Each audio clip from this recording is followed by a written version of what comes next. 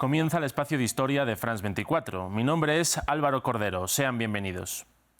Este 8 de mayo se cumple el 80 aniversario del Día de la Victoria en Europa, una fecha clave que marca la rendición de la Alemania nazi en el viejo continente y la antesala de lo que sería el final de la Segunda Guerra Mundial, que llegaría con la capitulación de Japón en agosto de ese mismo 1945. Con más de 60 millones de muertos, esta guerra, que duró casi 6 años, es considerada la más sangrienta de la historia, un conflicto que enfrentó a las potencias del eje contra los aliados y la Unión Soviética, y que definió al mundo actual. Pero, ¿cómo se llegó hasta este punto? El primer punto clave a tener en cuenta es que la Segunda Guerra Mundial es una consecuencia del final de la Primera Guerra Mundial, especialmente del Tratado de Versalles y también del crack económico del año 1929, un conflicto que estalla por el ascenso de gobiernos totalitarios de extrema derecha durante el periodo de entreguerras en países como Alemania o Italia. Tanto el nazismo alemán como el fascismo italiano reclamaban que sus países habían sido humillados y proclamaban una superioridad de su población sobre el resto del continente en una especie de reclama racista y ultranacionalista. Es en este contexto de reclamos en que la Alemania nazi, liderada por Adolf Hitler, desde su victoria electoral en el año 1933, comenzó una carrera armamentística con las potencias occidentales y a anexionarse territorios como Austria o República Checa durante los años venideros con el consentimiento de Reino Unido y Francia, quienes creían que los reclamos de Hitler se apaciguarían así. La línea roja para estos dos países era Polonia, sobre la que Hitler también tenía aspiraciones. Por eso, tras invadir este país junto a la Unión Soviética el 1 de septiembre de 1939, Francia y Reino Unido declararon la guerra a Alemania, iniciando la Segunda Guerra Mundial como tal.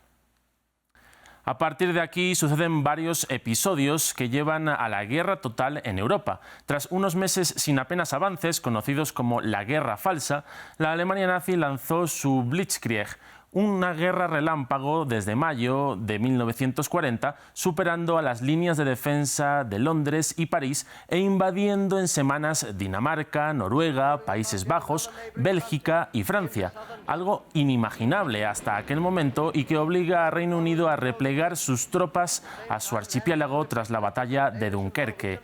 Hitler y sus aliados tenían bajo su control media Europa y parte del norte de África, pero sus ambiciones continuaron.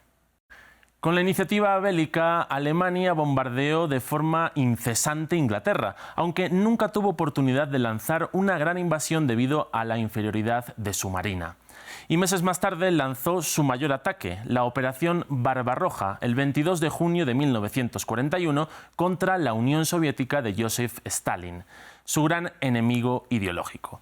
Hitler llegó a tener bajo asedio a Leningrado, Moscú y Stalingrado, pero el gran tamaño de Rusia, junto con la llegada del invierno, se convirtieron en un infierno para los soldados nazis y sus aliados desplegados sobre el terreno. Pero durante esta expansión, Hitler no solo quería el control total de Europa, también comenzó a realizar lo que se llamó la solución final, es decir, el exterminio de toda la población judía europea que vivía en estos países. Estos judíos, junto con otros pueblos como el gitano o enemigos políticos, fueron llevados a campos de exterminio y asesinados masivamente en lo que posteriormente se conoció como el Holocausto, el genocidio de 6 millones de judíos. Pero la dinámica ofensiva de Alemania cambió a partir de 1942, especialmente después de que Estados Unidos entrase en la guerra tras el ataque japonés a la base de Pearl Harbor. Un ejemplo son las derrotas en 1943 en el norte de África y la invasión de Sicilia y el sur de Italia. Un fracaso al que se sumó el de la batalla de Stalingrado, la más mortal en la historia, en la que cientos de miles de alemanes murieron o fueron capturados.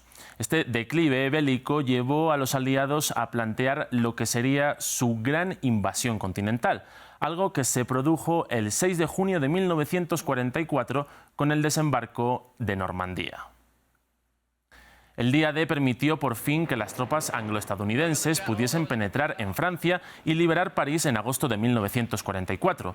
Los aliados comenzaron a liberar al continente desde el occidente, mientras que la Unión Soviética inició una ofensiva relámpago por el este que hizo que los nazis perdieran territorios en Belarus, Polonia, República Checa o Rumania.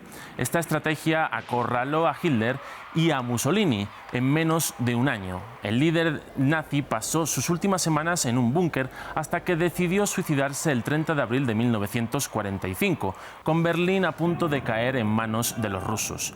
Por su parte, Mussolini fue detenido 2 días antes por partisanos y asesinado y exhibido públicamente.